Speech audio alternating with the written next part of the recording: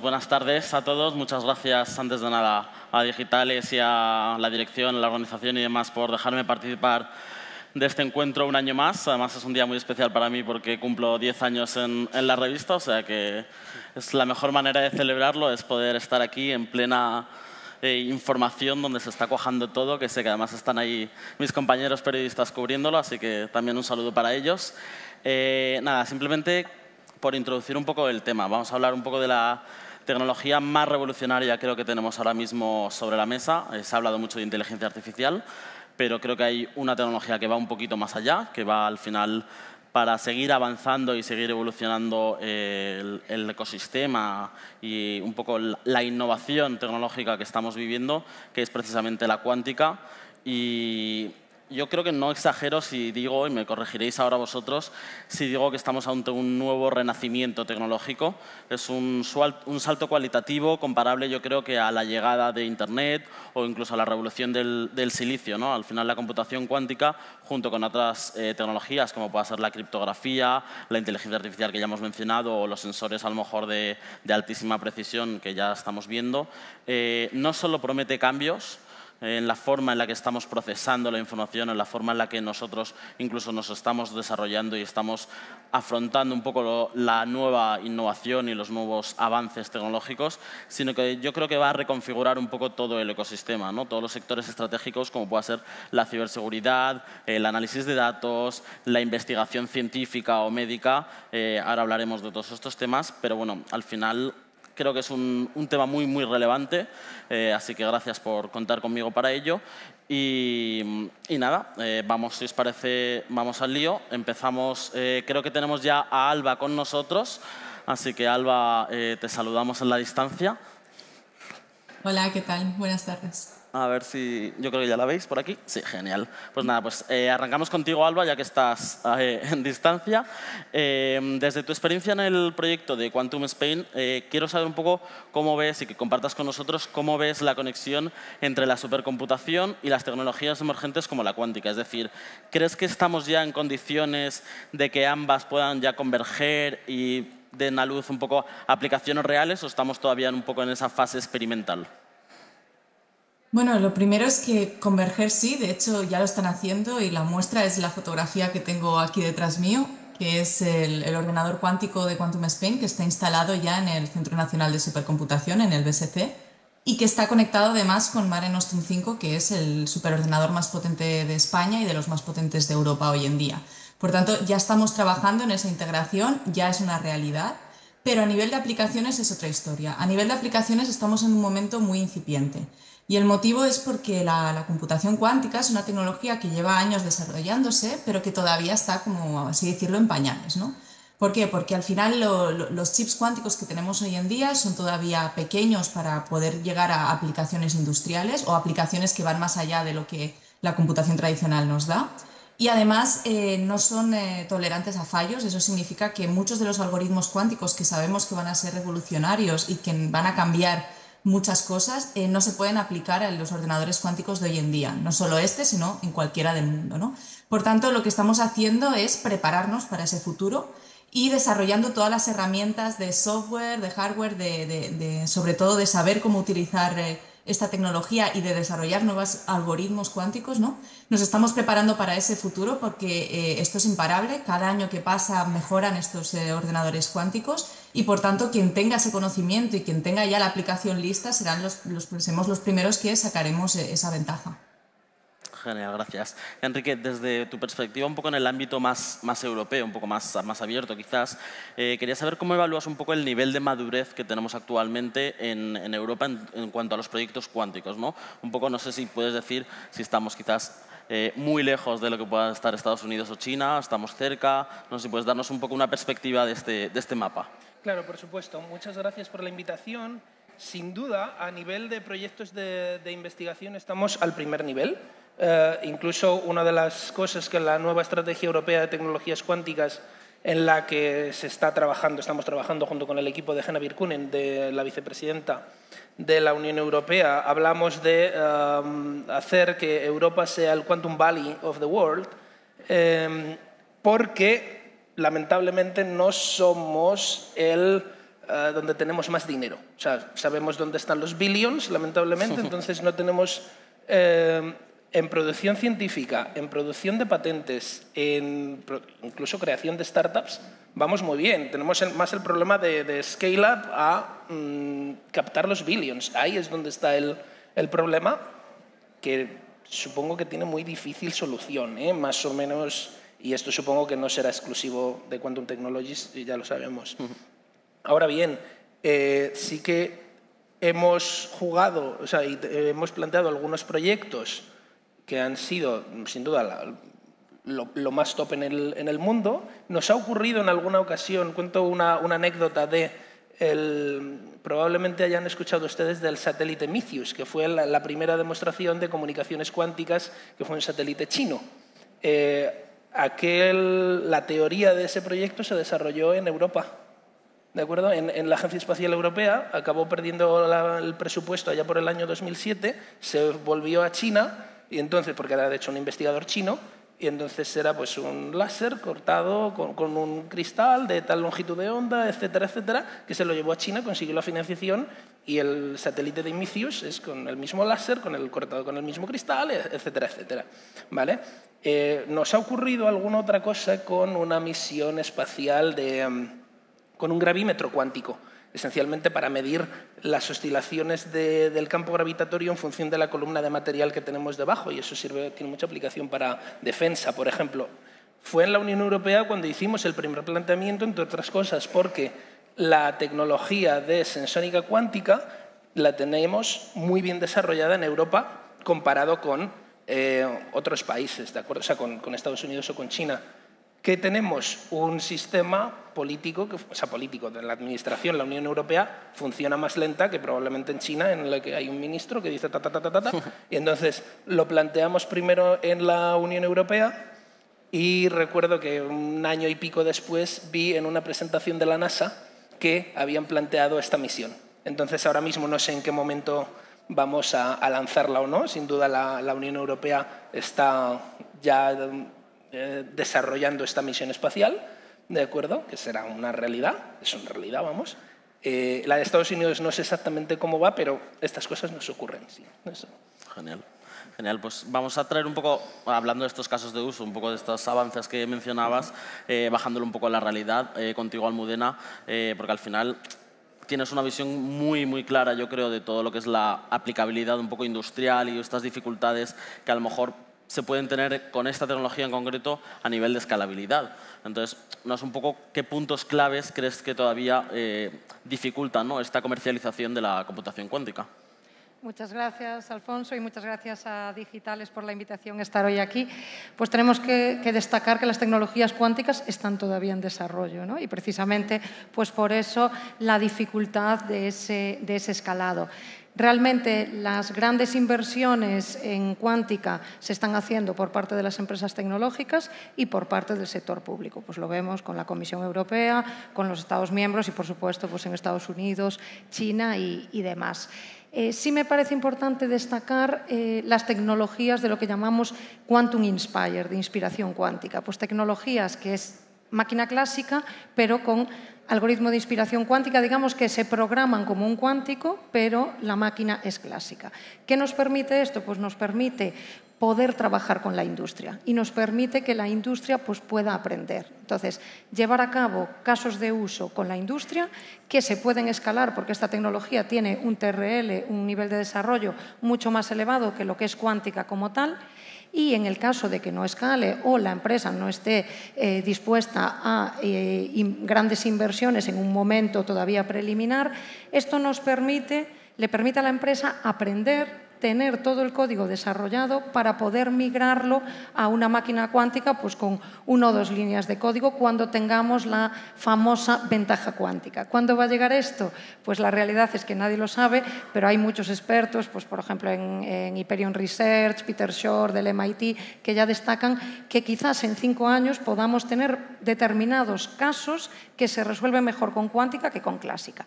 Por eso es importante para las empresas el desarrollar crear ya todos esos algoritmos, hacer todos esos desarrollos para estar preparados. Y creo que ahí las tecnologías de inspiración cuántica, como en el caso de Fujitsu, pues nuestro Digital Annealer, son muy relevantes y de hecho estamos trabajando así en País Vasco con la Diputación Foral de Vizcaya, también lo estamos haciendo en Galicia y tenemos otros muchos clientes a nivel gubernamental interesados en ayudar al tejido industrial a esa adopción pues vía estas tecnologías.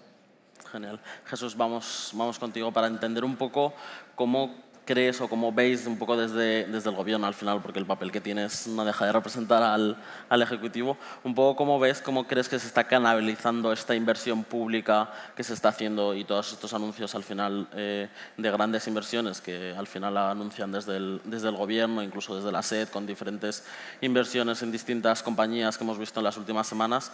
¿Cómo crees que toda esta inversión puede acelerar la transición? ¿Cómo podemos asegurar que la inversión en I+D al final se traduzca en avances concretos?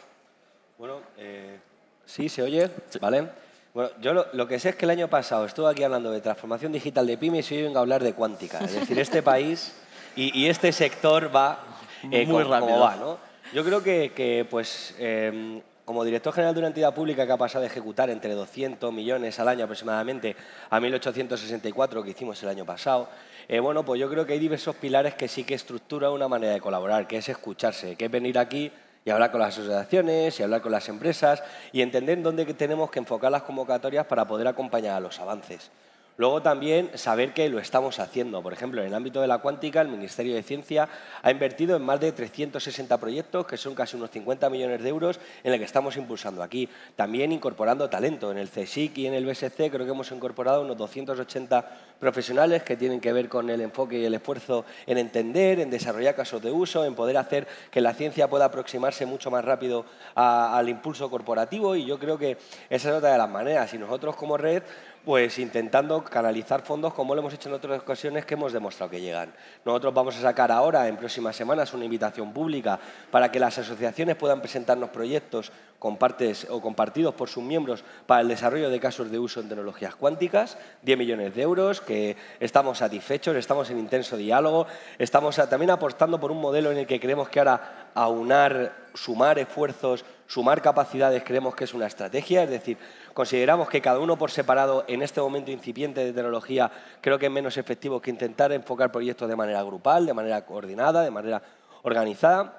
También ha salido un Real Decreto para la creación de un hub cuántico que tiene que ver con el impulso en tecnologías fotónicas, en chips fotónicos, que también ha salido desde la Secretaría de Estado. Y nosotros también tenemos los 40 millones que pondremos en marcha el año que viene para también adquirir infraestructura y poder disponibilizarla, como decía, para los usos industriales, ¿no?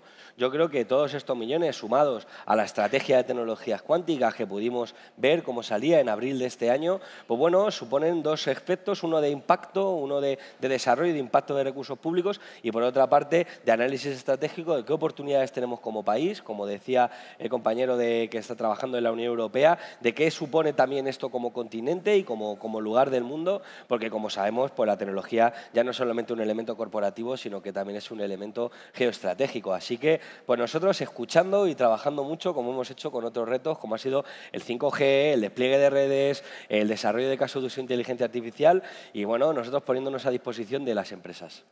Cogiendo un poco el gancho de la geoestrategia que mencionabas y un poco también recuperando la charla anterior que hemos podido ver, Enrique, quería hablar un poco de esta batalla geopolítica un poco que ya hemos mencionado al principio. No sé un poco qué balance haces de los años de desarrollo que llevamos ya en Europa y un poco la diferencia que tenemos con otras potencias y un poco saber si Europa está posicionada como un actor competitivo o seguimos un poco a rebufo de otras potencias. Sin duda Europa está muy bien posicionada. Tenemos ciertas debilidades que ya las he mencionado antes. Quizá nuestra principal fortaleza es la coordinación y la gobernanza que tenemos en tecnologías cuánticas en Europa y esto no es una cosa para darnos bombo. Ya quisiera Estados Unidos tener la mitad de coordinación que tenemos en Europa. ¿Por qué? Efectivamente nació con el Quantum Flagship, que en definitiva era una iniciativa de investigación. En 2017 esto era estrictamente un campo restringido a la investigación con alguna startup, ¿de acuerdo? Pero muy restringido todavía, muy de nicho, al cual se le dotó de un modelo de gobernanza con una persona experta en cada uno de los países que pudiese aproximarse a sus administraciones nacionales.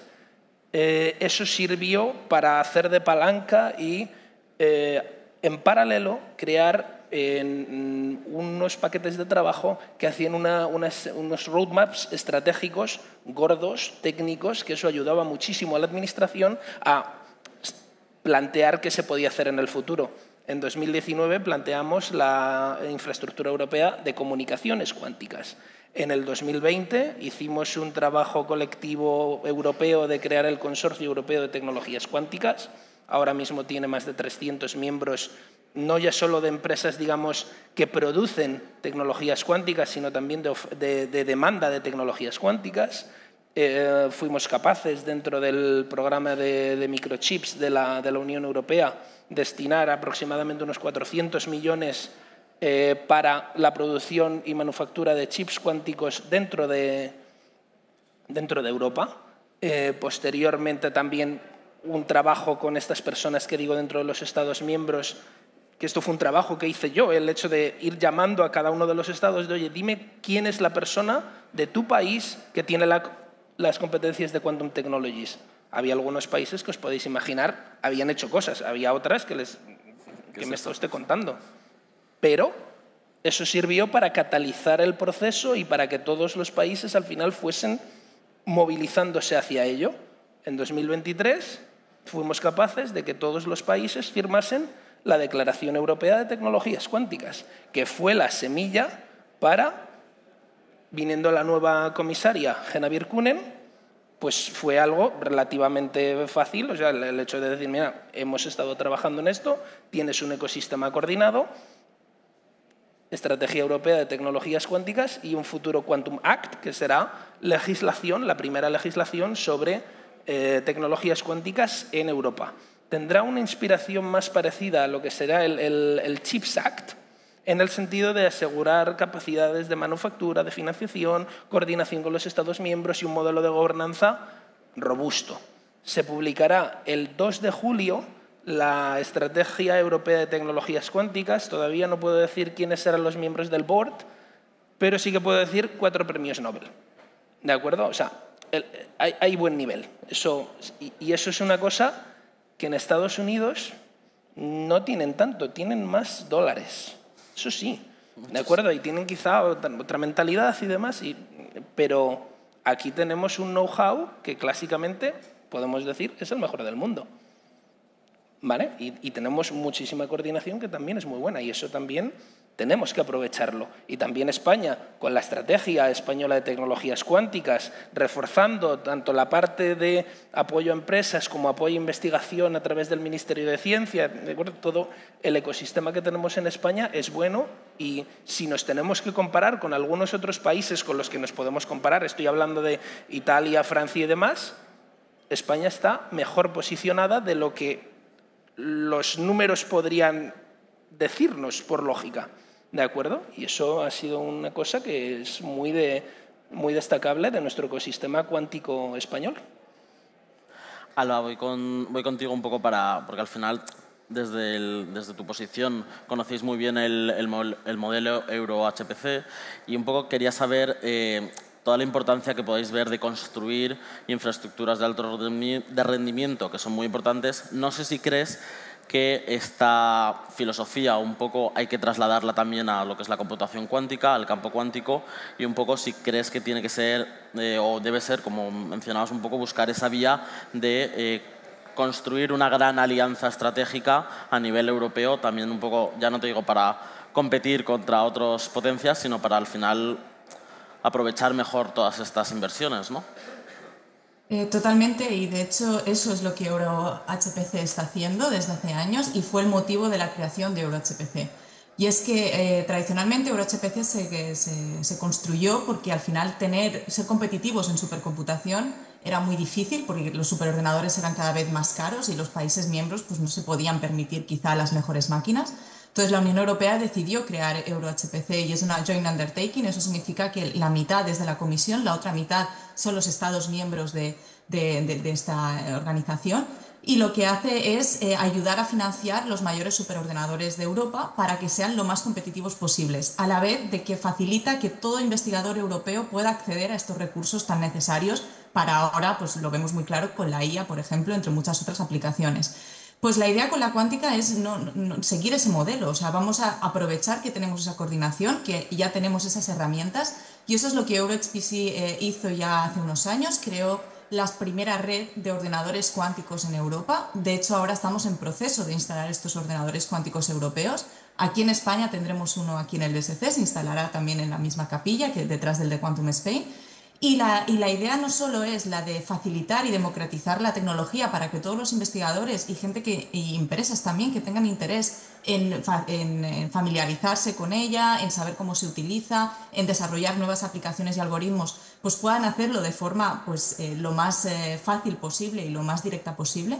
Es también un punto importante para nuestra soberanía tecnológica, porque la máquina que hay detrás de mí, esta está hecha con tecnología 100% en Europa. Eso es algo que no se puede decir de los superordenadores, obviamente, porque los chips todavía no se fabrican en Europa, ¿no? Esto con la cuántica no es así. O sea, con la cuántica somos capaces de hacer todos los componentes relacionados con la parte cuántica de nuestro dispositivo se pueden encontrar en Europa. No solo de la tecnología que tengo detrás, que es superconductores, sino también de fotónica, de átomos neutros, de silicon base, de muchas otras. Y es por eso que el Quantum Flagship fue tan importante, ¿no? Para asegurar que esa tecnología existiría en Europa.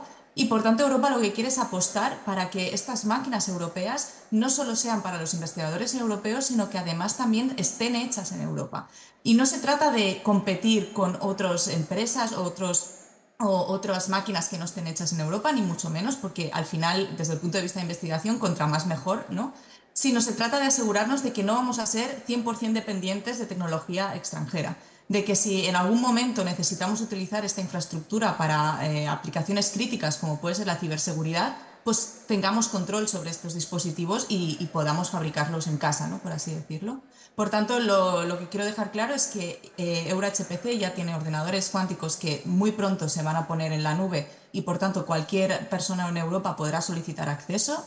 Y, de hecho, es algo que ya estamos haciendo en España con el proyecto Quantum Spain. Ya lanzamos la primera convocatoria a través de la Red Española de Supercomputación para acceder a nuestros ordenadores cuánticos y vamos a seguir haciéndolo en las siguientes convocatorias que vengan. Por tanto, vamos muy bien en España, ya estamos muy alineados con la estrategia europea y seguimos en esa dirección.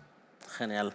Hemos hablado de las ventajas, un poco también de los desafíos que tiene la computación cuántica, pero quería hablar también un poco de los riesgos, que al final es una realidad, ¿no? Entonces quería saber un poco, Almudena, voy a por ti.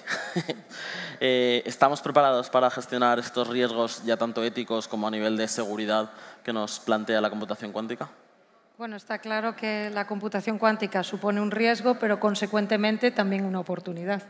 Y la oportunidad está precisamente pues, en tener sistemas pues, más seguros, ¿no? Y además, y siguiendo los comentarios de Alba, pues tenemos aquí en España empresas potentes con tecnología puntera como Lusquanta, que están trabajando en comunicaciones cuánticas, en variable continua, y por tanto lo que tenemos que hacer es precisamente pues invertir en esa seguridad, tanto por la parte de comunicaciones cuánticas como por la parte de criptografía postcuántica, ¿no? Digamos que la parte clásica que sobreviviría a la cuántica y verlo realmente como una oportunidad para tener sistemas más seguros.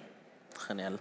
Jesús, desde el sector público al final tenéis un papel muy, muy importante. Ya mencionaba Enrique un poco la estrategia española de tecnologías cuánticas. Quería un poco ahondar en ese papel y un poco en el papel incluso que tenéis desde Red.es y desde el Gobierno para impulsar esta tecnología que al final no deja de ser una tecnología emergente, aunque llevamos muchos años, se lleva muchos años desarrollando. Un poco qué papel tenéis y qué papel estáis haciendo.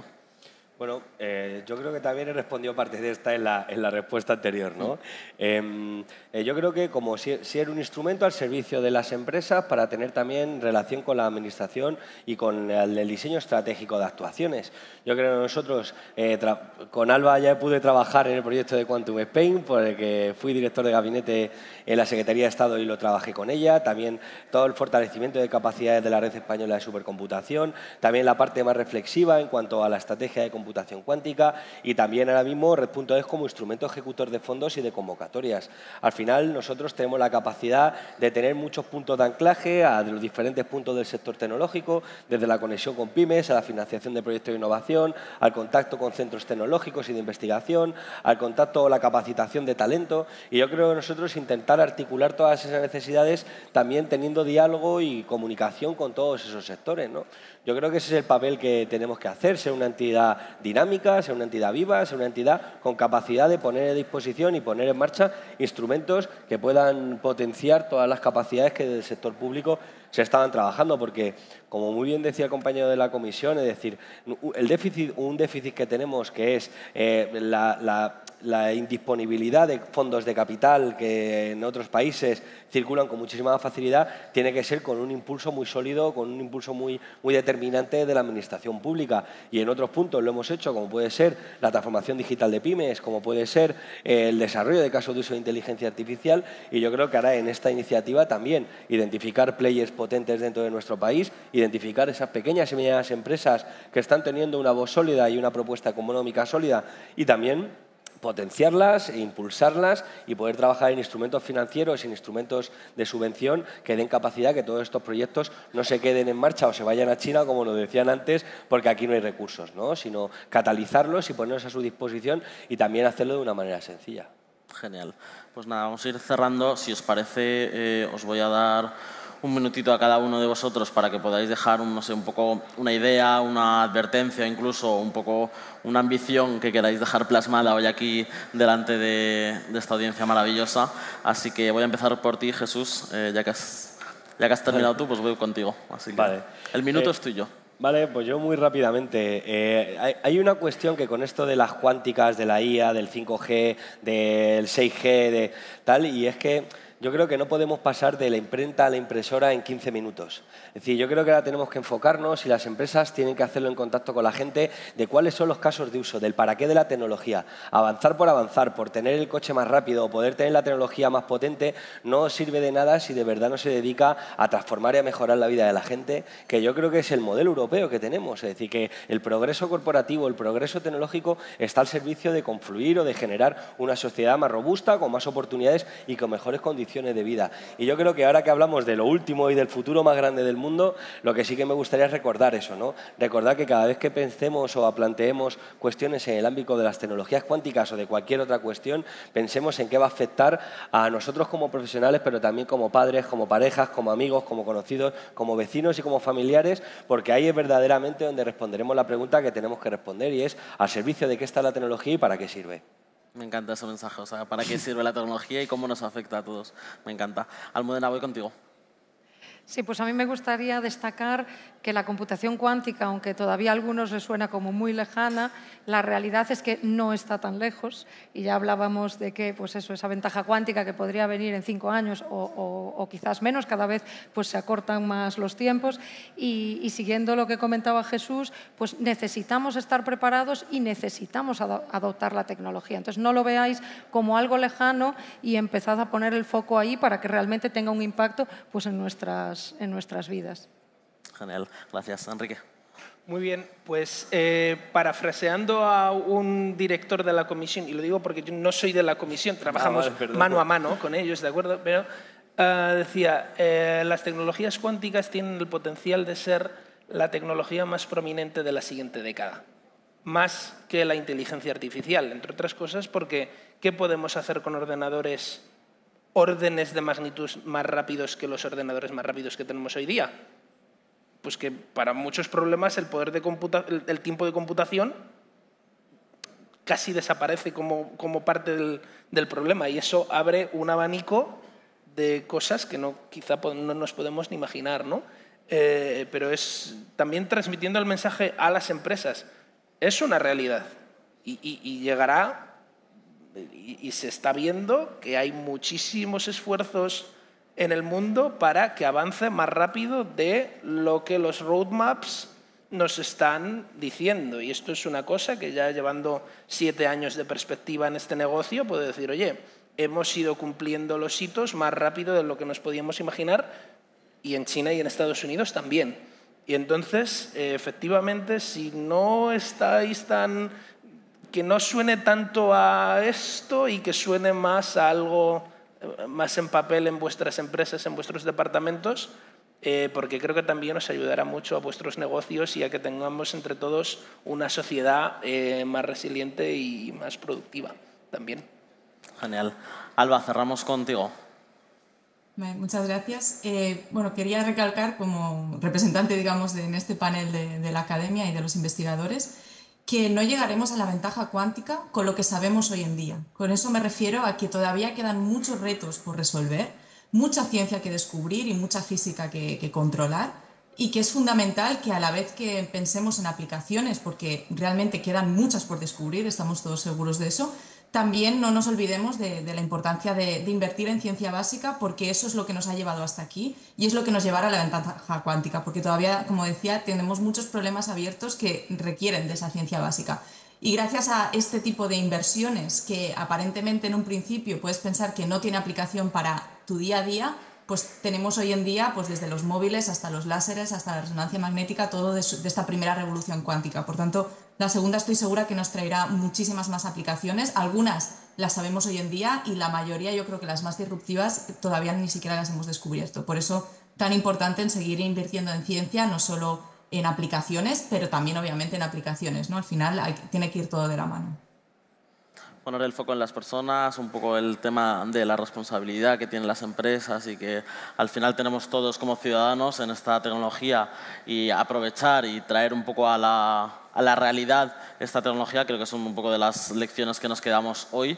Nada, que simplemente daros las gracias a todos por vuestro tiempo, gracias a los 4 por estar aquí. Voy a soltar una pequeña frase que decía Niels Bohr, que es uno de los padres de la física cuántica, que decía que quien no se asombra con la teoría cuántica es que no la ha entendido. Yo creo que aún estamos todos entendiendo un poco qué es la computación cuántica, pero bueno, creo que después de estos minutillos creo que nos ha quedado un poquito más clara qué es la tecnología cuántica, qué es la computación cuántica y sobre todo para qué nos sirve y para qué nos va a servir en el futuro, ¿no? Así que nada, simplemente daros las gracias y nada, vamos a hacernos una foto y os dejo con el siguiente turno.